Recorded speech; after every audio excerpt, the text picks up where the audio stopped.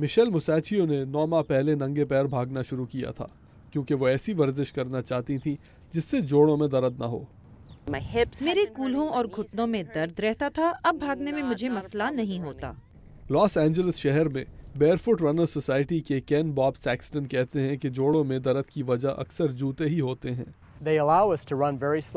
जूतों से जिस अंदाज में हमारा पैर जमीन पर लगता है उससे सारा धचका सीधे टांग से गुजरकर घुटनों और कूलों में पड़ता है। हार्वर्ड यूनिवर्सिटी के प्रोफेसर डैनियल लिबरमैन ने तहकीक की कि जूतों ने इंसान के भागने के अंदाज को कैसे तब्दील किया है। वो कहते हैं कि 30 से 70% रनर्स इसी वजह से जख्मी रहते हैं। हम क्यों नाकाम हुए हैं इस मामले में? इसकी वजह यह है कि हमने भागने के अंदाज के बजाय जूतों की टेक्नोलॉजी और इन दूसरी अशिया को अहमियत दी जिन्हें हम पैसों से खरीद सकते थे। लिबरमैन ने नंगे पांव और जूतों के साथ भागने वालों पर तहकीक की तो उन्हें मालूम हुआ कि नंगे पैर भागना ज़्यादा आसान था।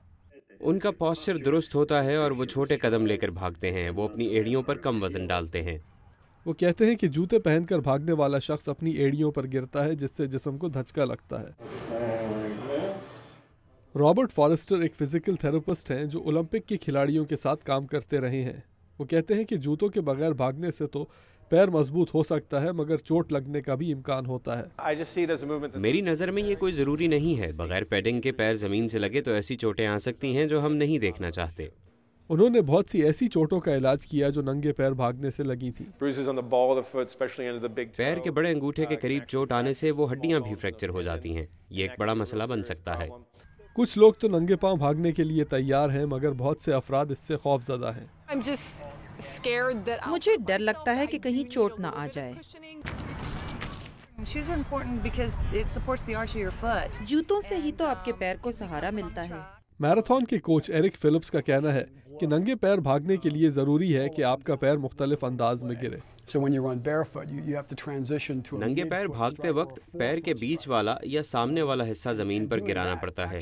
इससे ही वो मसल इस्तेमाल में आते हैं जिन्हें शॉक एब्जॉर्बर्स के तौर पर बनाया गया है। वो अफराद जो नंगे पैर दौड़ लगाना चाहते हैं उनको माहिरीन की यही तजवीज़ है कि आहिस्ता शुरू करें।